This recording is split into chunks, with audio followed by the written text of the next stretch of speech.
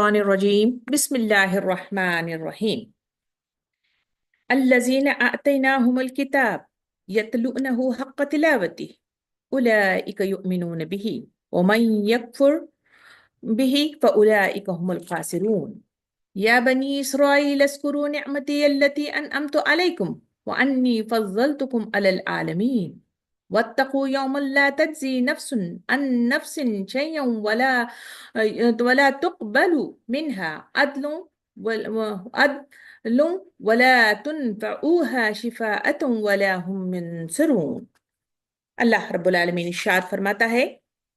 جن لوگوں کو ہم نے کتاب دی ہے وہ اسے اس طرح پڑھتے ہیں جیسا کہ پڑھنے کا حق ہے، وہ اس پر سچے دل سے ایمان لاتے ہیں، اور جو ان کے ساتھ کفر کا رویہ اختیار کریں وہی اصل میں نقصان اٹھانے والے ہیں۔ اے بنی اسرائیل، یاد کرو میری وہ نعمت جس سے میں نے تمہیں نوازا تھا، اور یہ کہ میں نے تمہیں دنیا کی تمام قوموں پر فضیلت دی تھی، اور ڈرو اس دن سے جب کوئی کسی کے ذرا کام نہ آئے گا، نہ کسی سے فدیہ قبول کیا جائے گا، نہ کوئی سفارش ہی آدمی کو فائدہ دے گی، اور نہ مجرموں کو کہیں سے کوئی مدد مل سکے گی۔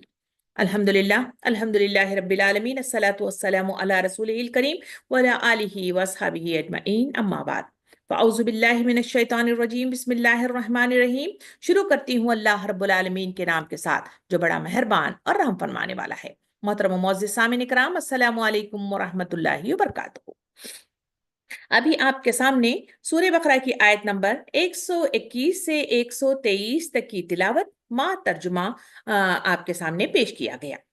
آئیے آج کی آیات کی شروعات سے پہلے پچھلی آیات کا ایک مختصر سا خاکہ ہم دیکھ لیں یا پھر خلاصہ دیکھ لیں، تاکہ ہم لوگوں کو ان آیتوں کو سمجھنے میں آسانی ہو جائے۔ پچھلی کلاس میں آپ نے 18 سے 120 تک کی آیات کا مطالعہ کیا تھا۔ ان آیات میں اہل کتاب کے اعتراضات اور مخالفت کو بیان کیا گیا ہے، جو نبی کریم صلی اللہ علیہ وسلم پر ایمان لانے کی بجائے بلا وجہ معجزات اور نشانیوں کا مطالبہ کرنے لگے تھے۔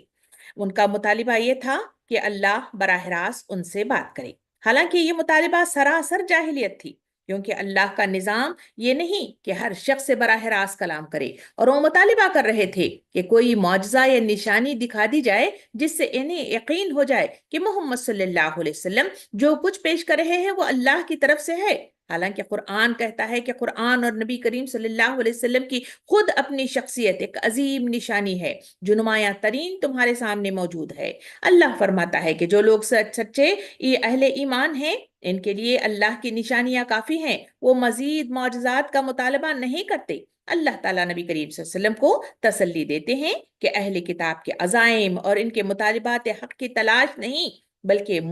منافقانہ اور بازی گرانہ طرز عمل ہے۔ نبی کریم صلی اللہ علیہ وسلم کو ان آیات میں بتایا گیا کہ آپ کا کام صرف سچائی پر مبنی ہے، آپ صرف وہی کا پیغام لوگوں تک پہنچانے کا کام کرتے ہیں، آپ ایمان لانے والوں کو جنت کی خوشخبری اور نافرمانوں کو اللہ کے عذاب سے خبردار کرتے ہیں۔ آپ کا کام پیغام پہنچانا ہے۔ جو لوگ ضدی ہیں اور انکار پر زندگی گزار رہے ہیں یا قائم ہیں، ان کا انجام جہنم ہے، ان کی باس پرس آپ سے نہیں ہوگی۔ اللہ امت کو نبی کریم صلی اللہ علیہ وسلم کے ذریعے آگاہ کرتا ہے کہ یہود و نصارہ نہ تم سے مطمئن نہیں ہوں گے جب تک کہ تم ان کے خواہشات کی پیروی کرو۔ انہیں راضی کرنے کی فکر چھوڑ دو، کیونکہ تم ان کے سے رنگ ڈھنگ نہ اختیار کر لو، اس وقت تک وہ تم سے راضی نہیں ہوں گے۔ خبردار، اگر تم اہل کتاب کی خواہشات کے مطابق چلو گے تو اللہ تمہاری مدد نہیں کرے گا۔ یہ ہے وہ پچھلا خلاصہ جو آپ کے سامنے مختصراً پیش کیا گیا ہے۔ انہی خلاصے کو مد نظر رکھتے ہوئے آئیے آج کی آیات پر ہم کی طرف چلتے ہیں، تاکہ ان آیات میں جو سبق موجود ہے اس پر نظر ثانی کرتے ہوئے چلتے ہیں۔ سامعین اکرام، آیت نمبر 121 کی طرف چلیں۔ اس سے پہلے آپ کو بتلاتی ہوئی چلوں کہ یہاں اسکرین پر آپ کو ورڈ ٹو ورڈ میننگ بھی آتے جاتے ہیں، اس کو نوٹ کرتے رہیے تاکہ ان آیات کو سمجھنے میں ہمارے لیے آسانی ہو جائے۔ آیت نمبر 121 میں اللہ رب العالمین ارشاد فرماتا ہے، جن لوگوں کو ہم نے کتاب دی ہے وہ اسے اس طرح پڑھتے ہیں جیسا کہ پڑھنے کا حق ہے، وہ اس پر سچے دل سے ایمان لاتے ہیں، اور جو اس کے ساتھ कुफ्र का रवैया इख्तियार करें वही असल में नुकसान उठाने वाले हैं। इसमें बनी इसराइल को मुखातिब करते हुए ये दो गुरोहों का तस्करा किया गया है। एक गुरोह वो जो अल्लाह पर ईमान लाता है, उसकी सारी उतारी हुई किताबों पर यकीन करता है और सच्चे दिल के साथ ईमान लाकर उसका इकरार करता है। दूसरा गुरोह वो है जो कुफ्र का रवैया इख्तियार करता है, इनहराफ करता है और फिर वही नुकसान उठाने वाला है। सामिन इकराम, ये आयत 121 अहले किताब यहूद और नसारा के बारे में उतारी जाने वाली आयत हैं, जिन्हें अल्लाह ने तौरात और इंजील दी थी। हजरत अब्दुल्ला बिन अब्बास रज़ियल्लाहु अन्हु इस आयत के सिलसिले में फरमाते हैं कि यह आयत उन लोगों के मुतल्लक नाजिल हुई है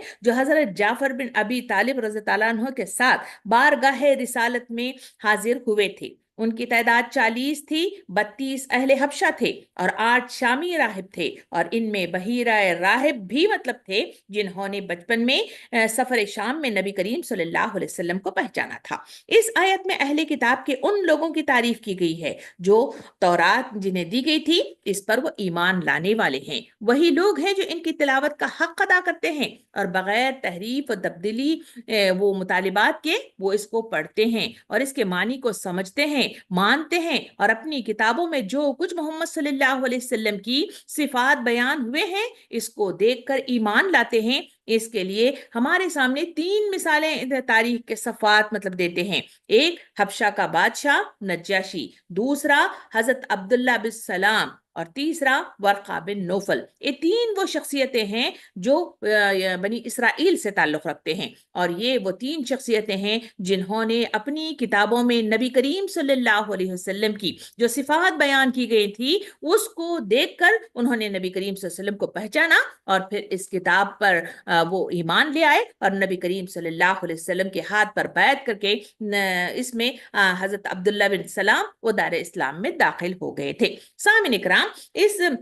आयत इस आयत ही की तरह कुरान मजीद में कई मुकामात पर अहले किताब जो सच्चे मुतलाशी हक होते हैं उनका जिक्र आया है, जो हक की तलाश में रहते हैं, नबी करीम सल्लल्लाहु अलैहि वसल्लम पर ईमान लाते हैं और अल्लाह ने इन्हें हिदायत जो बशारत दी है इसकी इन पर तारीफ की गई है। कुरान मजीद की आयत का मुतालिया करें तो वहां हमें सूरे आले इमरान आयत नंबर 113 से 115 तक की आयत मतलब मिलती हैं, जिसमें अल्लाह ताला इरशाद फरमाता है ये सब एक जैसे नहीं है। अहले किताब में एक गुरोह ऐसा भी है जो हक पर कायम है, जो रात के वक्त अल्लाह की आयत की तिलावत करते हैं और सजदा करते हैं। वो अल्लाह और यौम आखिरत पर ईमान रखते हैं, नेकी का हुक्म देते हैं, बुराइयों से रोकते हैं और भलाई के कामों में जल्दी करते हैं और वही नेक लोगों में से हैं और जो कुछ भी वो नेकी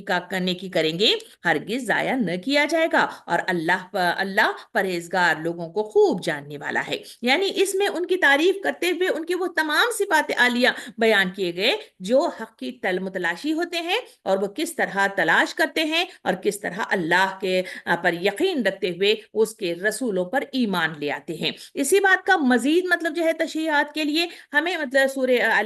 सूरे मायदा आयत नंबर 82-83 में अल्लाह रब्बुल आलमीन इरशाद फरमाता है, तर्जुमा कुछ इस तरह है, तुम पाओगे कि ईमान वालों के लिए सबसे ज्यादा करीब मोहब्बत में वो लोग हैं जो कहते हैं कि हम नसारा ईसाई हैं। ये इसलिए कि इसमें आलिम पादरी और इबादत गुजार राहिब मौजूद हैं और वो तकब्बुर नहीं करते और जब वो इस कुरान को सुनते हैं जो रसूल की तरफ नाजिल किया गया है तो तुम देखोगे कि इनकी आंखों से आंसू बह निकलते हैं और इस हक को पहचानने की वजह से वो कहते हैं कि ऐ हमारे रब हम ईमान लाए, बस हमें गवाहों में लिख ले। यानी ये वो सिफात आलिया है जो इस आयत नंबर 121 में जिस पहले गुरोह का तस्करा किया गया है ये वो लोग हैं जो अल्लाह पर ईमान ले आते हैं और मतलब किसी मुआजिजात का वो मुतालिबा नहीं करते और न किसी ख्वाहिशात की मतलब जो है पैरवी नहीं करते बल्कि अल्लाह के आगे वो सरबस सुजूद हो जाते हैं। सूरह क़सस आयत नंबर 52 से 53 में भी इन्हीं सिफात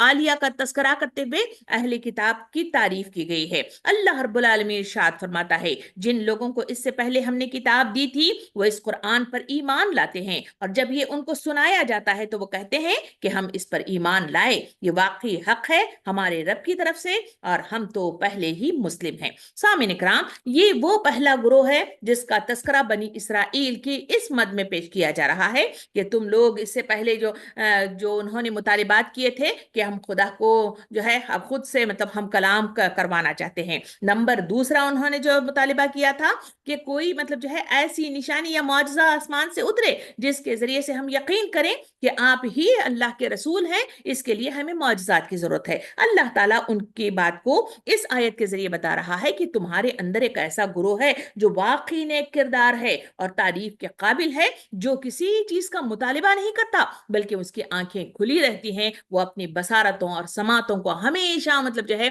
کھلا رکھ کر اس کو سوچ سمجھ کر غور و فکر کر کے پھر اس پر ایمان لے آتے ہیں۔ اس کے بعد اس آیت کے آخری حصے میں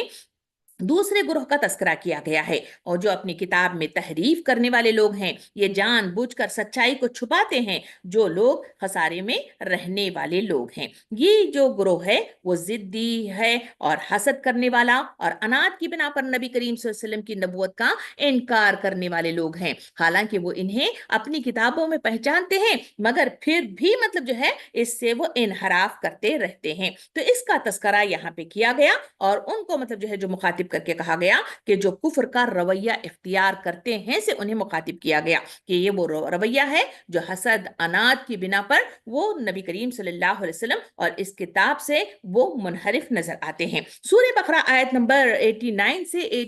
90 میں اللہ رب العالمین ایسے لوگوں کی طرف اشارہ کر کے یوں ارشاد فرماتا ہے، اور جب ان کے پاس اللہ کی طرف سے ایک کتاب قرآنی آئی جو اس کتاب کی تصدیق کرتی ہے جو ان کے پاس تورات ہے، حالانکہ اس سے پہلے وہ یہود کا کافروں پر فتح کا طلبگار ہوا کرتے تھے، تو جب وہی چیز ان کے پاس آ گئی جسے وہ پہچانتے تھے تو انہوں نے اس کا انکار کر دیا۔ بس اللہ کی لعنت ہے کافروں پر، کتنی بری ہے وہ چیز جس کے بدلے انہوں نے اپنی جانیں بیچ ڈالی، یعنی اللہ کی نازل کردہ وحی کا انکار محض اس حسد میں کہ اللہ اپنے فضل سے جس پر چاہے وہی نازل کر دے، بس وہ غضب در غضب کے مستحق ہیں اور کافروں کے لیے ذلیل کرنے والا عذاب ہے۔ سامعین اکرام، ان آیتوں پر تھوڑا سا نظر ثانی کر کے دیکھیں، یہ دوسرا گروہ ہے جو یقین کامل ہوتے ہوئے پہچانتے ہوئے بھی وہ انکار حق کر رہا ہے اور مطلب جو ہے اپنی حسد میں آگے بڑھتا چلا جا رہا ہے۔ نصیرت کی جھڑکوں میں اگر جھانک کے دیکھیں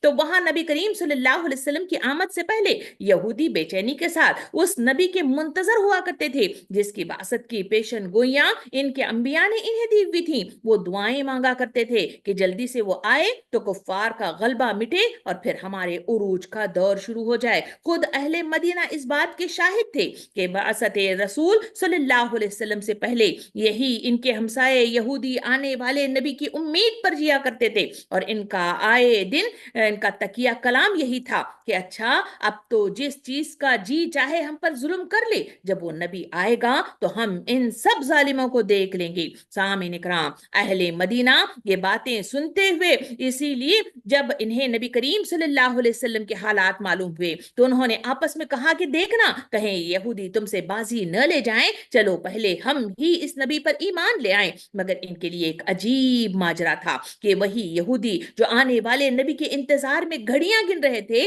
ان کے آنے پر سب سے بڑھ کر اس کے مخالف بن گئے تھے، اور یہ فرمایا کہ وہ اس کو پہچان بھی گئے تھے اس آیت کے اندر۔ تو ان کے معتقد ثبوت اس زمانے میں ہمیں تاریخ یا سیرت سے ملتے ہیں۔ سب سے بہتر معتبر جو شہادت ام المومنین حضرت صفیہ رضی اللہ عنہ کی ہے، جو خود ایک بڑے یہودی عالم کی بیٹی تھی اور ایک دوسرے عالم کی بھتیجی تھی۔ وہ فرماتی ہیں کہ جب نبی کریم صلی اللہ علیہ وسلم مدینہ تشریف لے آئے تو میرے باپ اور چچا دونوں آپ سے ملنے گئے، بڑی دیر تک آپ سے گفتگو کی، پھر جب گھر واپس آئے تو میں نے اپنے کانوں سے ان دونوں کی گفتگو کرتے ہوئے یوں سنا۔ وہ فرماتی ہیں کہ چچا نے پوچھا کیا واقعی یہ وہی نبی ہیں جس کی خبریں ہماری کتابوں میں دی گئی ہیں؟ تو ابا جان نے کہا کہ خدا کی قسم بالکل صحیح۔ اور چچا نے پوچھا کیا تم کو اس کا یقین ہے؟ تو ابا جان نے کہا کہ ہاں۔ چچا نے پوچھا کیا پھر کیا ارادہ ہے؟ والد نے کہا کہ جب تک جان میں جان ہے اس کی مخالفت کروں گا اور ان کی بات چلنے نہ دوں گا۔ یہ واقعات مجھے اور آپ کو बताते हैं कि किस तरह से यहूद और नसारा का वो दूसरा ग्रोह जो इनकार करता है, कुफ्र में डटा हुआ है और मतलब तकजीब करता है और इनहराफ करता है, नाफरमानी में मुब्तला है, तो इनकी जो सिफात हैं वो इस आयत के मुताबिक इस वाक़े के जरिए से मेरे और आपके सामने आती हैं। एक ग्रोह वो जो सच्चा मुतलाशी हक है, वो दीन के आगे जुस्तजू करता हुआ आगे बढ़ता है और फिर इसको तलाश कर उसके आगे सरबसुजूद हो जाता है। दूसरा ग्रोह वो जो हक को पहचानने के बावजूद सिर्फ हसद की बिना पर, अपने कबीले में नबी के मबऊस न होने की बिना पर सिर्फ मतलब जो है वो इससे अनाद रखता है और बुग़्ज़ रखता है और इसकी मुखालिफत करता है। सामिन इकराम, इन आयतों की इन मतलब जो है जो सूरत हाल बनी इसराइल की थी, ये दोनों मतलब जो है ग्रोहों का तस्करा इन आयत में करते हुए हमें एक अहम नुक्ता इन आयतों में बयान हुआ है, और वो नुक्ता मतलब जो पेश किया गया है वो ये है कि किताब को इस तरह पढ़ो जैसा कि पढ़ने का हक है। ये अहम तरीन वो नुक्ता है जो उस वक्त बनी इसराइल को भी मुखातिब करके उसकी जो तलकीन हक किया गया और उसकी तबाह करने की तलकीन की गई, वही नसीहत उम्मत मुस्लिमा के लिए भी है। सामिन इकराम, यहाँ पे हक तिलावत ही का लफ्ज जो इस्तेमाल किया गया है, तिलावत का मतलब सिर्फ अल्फाज की अदायगी नहीं है, बल्कि इसके मानी पर गौर व फिक्र करना, अहकाम पर अमल करना और इसके मुताबिक जिंदगी गुजारना है। इमाम इब्ने कसीर रहमतुल्लाह अलैह फरमाते हैं, इससे मुराद किताब को दुरुस्त तरीके से पढ़ना, इसकी पैरवी करना और इसमें बयान करदा अहकाम को अमली तौर पर अपनाना है। बाज मुफस्सिरीन के नजदीक हक तिलावत में 3 चीजें मतलब जो है शुमार करके वो पेश करते हैं। पहली चीज सही तलफ्फुज के साथ पढ़ना, दूसरा मफहूम को समझना, तीसरा इस पर अमल करना। सामईन इकराम, नबी करीम सल्लल्लाहु अलैहि वसल्लम ने हदीस मुबारका में इरशाद फरमाया, तुम में सबसे बेहतर वो शख्स है जो कुरान सीखे और सिखाए। हजरत इब्ने अब्बास रज़ी अल्लाह अन्हु फरमाते हैं कि कुरान को ऐसे न पढ़ो जैसे कोई नज़में पढ़ता है, बल्कि इस पर गौर करो ताकि इसके मानी समझ सको। सामईन इकराम, ये वो चीज है जो उम्मत मुस्लिमा को भी तलकीन नसीहत की गई है कि तुम इस पर हक के मुताबिक इस किताब का हक अदा करो, इसी में बेहतरी है और इसी में तुम्हारी शख्सियत की निखार है। अगर हम देखें कि इस का हक अदा करके जो पढ़ने वाली जो कैफियत यहाँ पे बयान की गई है, अगर वो अदा कर दी जाए तो उसके असरात इंसानी जिंदगियों पर क्या मुरतब होते हैं। सामईन इकराम, अगर कोई शख्स कुरान के पढ़ने का हक यानी कुरान पर तदब्बुर करते हुए अपने अमाल की इस्लाह करने का हक अदा कर ले, तो इसकी जिंदगी में इखलास और दीन का क़याम में इस्तकामत और अल्लाह पर यकीन कामिल और आखिरत की जवाबदही के लिए वो तैयारी अमल में आती है। अल्लाह इन दोनों ग्रोहों का जिक्र करके उम्मत को बता रहा है कि दोनों का तर्ज अमल इनकी सोचों और इनके इरादों पर मुश्तमिल है। इससे उम्मत को नसीहत की जा रही है कि इससे सबक लो और अपनी तैयारी करो, इसी में तुम्हारी भलाई है और इसी में तुम्हारी निजात मौजूद है। आइए इस आयत के बाद हम मतलब चलते हैं आयत नंबर 122 की तरफ। अल्लाह रब्बुल आलमीन इरशाद फरमाता है, तर्जुमा कुछ इस तरह है, ऐ नबी सल्लल्लाहु बनी इसराइल, याद करो मेरी वो नेमत जिससे मैंने तुम्हें नवाजा था और ये कि मैंने तुम्हें दुनिया की तमाम कौमों पर फजीलत दी थी। सामईन इकराम, यहाँ मतलब जो है अगर हम देखें तो अब तक आयत नंबर 40 से लेकर 121 तक का वो मतलब जो है आयात करीमा थे जिसमें बनी इसराइल की मुख्तलिफ ऐसी खसलतें जिससे वो दीन से दूर हो गए थे और जिसकी बिना पर अल्लाह रब्बुल आलमीन के अजाब का शिकार हो गए थे, उसकी तफसीलात यहां तक आई हैं। अब इसके बाद यहां से जो आयत नंबर 22 से लेकर सूरह बकरा के इख्तिताम तक मतलब जो है बनी इसराइल का वो मतलब जो है हिस्सा है जहां एक दूसरी तकरीर चल रही है जिसमें बनी इसराइल को क्या काम इख्तियार करना चाहिए और क्या इत्तबा करना चाहिए, वो तफसील इसमें बताई गई है। यहां से ये तकरीर शुरू हो रही है। इसको समझने के लिए कुछ तारीख के हकायक पर नजर रखना जरूरी है ताकि मतलब जो है आने वाली आगे की आयतों को समझने में हमारे लिए आसानी हो जाए। इसमें मतलब जो है मुझे और आपको जो मतलब जो है आयत बताई जा रही है वो ये है कि बनी इसराइल को मनसबे जो है इमामत पर उन्हें फायज कर दिया गया था, मगर वहां से उसे माजूल कर दिया गया यानी वहां से हटा दिया गया। इसकी तारीख की तरफ अगर नजर डालें तो वहां हजरत नूह अलैहिस्सलाम के बाद हजरत इब्राहिम अलैहिस्सलाम पहले नबी हैं जिनको اللہ رب العالمین نے اسلام کی عالمگیر دعوت پھیلانے کے لیے مقرر کیا تھا۔ انہوں نے پہلے خود عراق سے مصر تک اور شام و فلسطین سے ریگستان عرب کے مختلف گوشوں تک برسوں گشت لگا کر اللہ کی اطاعت و فرما برداری یعنی اسلام کی طرف لوگوں کو دعوت دی تھی۔ سامعین اکرام، پھر اپنے اس مشن کی اطاعت کے لیے مختلف علاقوں میں خلیفہ مقرر کیے تھے۔ شرق اردن میں اپنے بھتیجے حضرت لوط علیہ السلام کو، شام و فلسطین میں اپنے بیٹے حضرت اسحاق علیہ السلام کو، اور اندرون عرب میں اپنے بڑے بیٹے حضرت اسماعیل علیہ السلام کو مامور کیا۔ پھر اللہ تعالیٰ کے حکم سے مکے میں وہ گھر تعمیر کیا جس کا نام کعبہ ہے، اور اللہ ہی کے حکم سے وہ اس مشن کا مرکز قرار پایا۔ اسی تاریخ کے طرف سفر کرتے ہوئے اگر دیکھیں تو حضرت ابراہیم علیہ السلام کی نسل سے دو بڑی شاخیں نکلی ہیں۔ ایک حضرت اسماعیل علیہ السلام کی اولاد جو عرب میں رہی، اور قریش اور عرب کے بعض دوسرے قبائلوں کا تعلق اسی شاخ سے تھا، اور جو عرب قبیلے نسلاً حضرت اسماعیل علیہ السلام کی اولاد سے نہ تھے، وہ بھی چونکہ ان کے پھیلائے ہوئے مذہب سے کم و بیش متاثر تھے، اسی لیے وہ اپنا سلسلہ انہی سے جوڑتے ہوئے نظر آتے ہیں۔ دوسری طرف حضرت اسحاق علیہ السلام کی اولاد، جس میں حضرت یعقوب علیہ السلام، یوسف علیہ السلام، موسیٰ علیہ السلام، داؤد، سلیمان، یحییٰ، عیسیٰ علیہ السلام، بہت سے انبیاء علیہ السلام ہیں جو پیدا اس نسل میں ہوئے۔ اور جیسا کہ پہلے بیان کیا جا چکا ہے کہ حضرت یعقوب علیہ السلام کا نام چونکہ اسرائیل تھا، اسی لیے یہ نسل بنی اسرائیل کے نام سے مشہور ہوئی۔ اس کی تبلیغ سے جن دوسری قوموں نے ان کا دین قبول کیا، انہوں نے یا تو اپنی انفرادیت ہی ان کے اندر گم کر دی تھی، یا وہ نسلاً ان سے الگ ہو گئے تھے، مگر مذہباً ان کے مطیع فرمان تھے۔ اسی شاخ میں بہت پستی و تنزل کا دور آیا تو پہلے یہودیت پیدا ہوئی، پھر عیسائیت نے جنم لے لیا تھا۔ سامعین اکرام، حضرت ابراہیم علیہ السلام کا اصل کام دنیا کو اللہ کی اطاعت کی طرف بلانا اور اللہ کی طرف سے آئی ہوئی ہدایت کے مطابق انسانوں کی انفرادی و اجتماعی زندگی کا نظام درست کرنا تھا۔ وہ خود اللہ کے متی تھے، اس کے دیے ہوئے علم کی پیروی کرتے تھے، دنیا میں اس علم کو پھیلاتے تھے اور کوششیں کرتے تھے، اور سب انسان مالک کائنات کے متی ہو کر رہے۔ یہی خدمت تھی جس کے لیے وہ دنیا کے امام و پیشوا بنائے گئے تھے۔ سامعین اکرام، ان کے بعد یہ امامت کا منصب ان کی نسل کی اس شاخ کو ملا جو حضرت اسحاق اور یعقوب سے چلی اور بنی اسرائیل کہلائی۔ اسی میں انبیاء پیدا ہوتے رہے، ان کو راہ راست کا علم دیا گیا، ان کے سپرد خدمت دی گئی کہ اس راہ راست کی طرف اقوام عالم کی رہنمائی کرے، اور یہی وہ نعمت تھی جسے اللہ رب العالمین بار بار اس نسل کے لوگوں کو یاد دلا رہا ہے، اور جو ہم آیت نمبر 40 سے لے کر آیت نمبر 121 تک پڑھ رہے ہیں، یہ وہی بنی اسرائیل کی شاخ ہے۔ اس شاخ نے حضرت سلیمان علیہ السلام کے زمانے میں بیت المقدس کو اپنا مرکز بنا لیا تھا، اسی لیے جب تک یہ شاخ امامت کے منصب پر قائم رہی، بیت المقدس ہی دعوت اللہ کا مرکز اور خدا پرستوں کا قبلہ بنا رہا۔ سامعین اکرام، پچھلے 10 رکوعات میں اللہ رب العالمین نے بنی اسرائیل کو خطاب کر کے ان کی تاریخی فردن جرم ان کے اور ان کی موجودہ حالت جو نزول قرآن کے وقت تھی کم و بیش تمام اس میں بیان کر دی گئی ہے، اور ان کو بتلایا کہ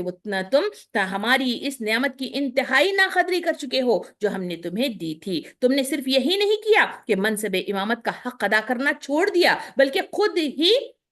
خود بھی تمہارا یہ حال ہے کہ حق اور راستی سے تم پھر گئے ہو، اور اب نہایت قلیل عنصر صالح کے سوا تمہارے پاس پوری امت میں کوئی صلاحیت اب باقی نہیں رہی۔ اس کا اشارہ اس آیت نمبر 122 میں کیا گیا ہے۔ اللہ رب العالمین ان آیتوں کے ذریعے سے وہ تاریخ کی طرف اشارہ کر کے فرماتا ہے کہ اس کے بعد آپ انہیں بتایا جا رہا ہے کہ امامت ابراہیم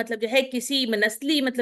میراث نہیں ہے، بلکہ یہ ان کی سچی اطاعت و فرما برداری کا پھل ہے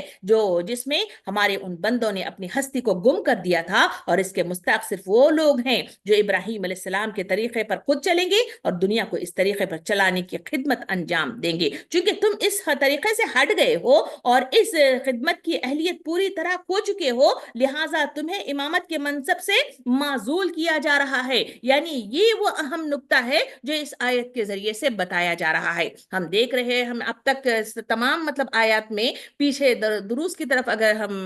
دیکھیں تو وہاں ہمیں وہ ساری چیزیں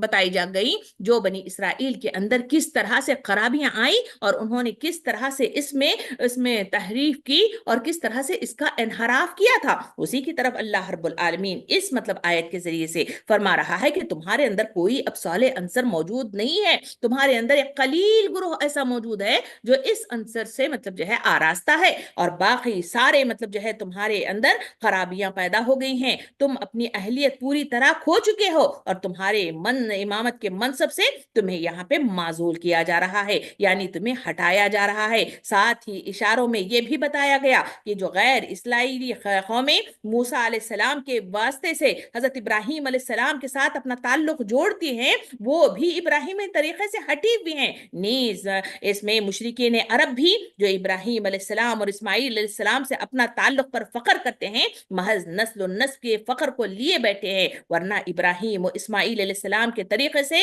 اب ان کو دور کا واسطہ بھی نہیں ہے, لہٰذا ان میں سے کوئی امامت کا مستحق نہیں ہے. سامعین کرام, ابراہیم علیہ السلام کی دوسری شاخ بنو اسماعیل میں وہ رسول صلی اللہ علیہ وسلم یعنی محمد صلی اللہ علیہ وسلم پیدا ہوئے جن کے لیے ابراہیم و اسماعیل علیہ السلام نے دعا کی تھی. ان کا طریقہ کار وہی ہے جو ابراہیم, اسماعیل, اسحاق, یعقوب علیہ السلام اور دوسرے تمام انبیاء کرام کا کام تھا, اور ان کے پیرو تمام ان پیغمبروں کی تصدیق کرتے ہیں جو دنیا میں خدا کی طرف سے آئے ہیں اور اس راستے کی طرف لوگوں کو بلاتے ہیں جس کی طرف سارے انبیاء دعوت دیتے ہیں. لہٰذا اب امامت کے مستحق صرف وہی لوگ ہیں جو اس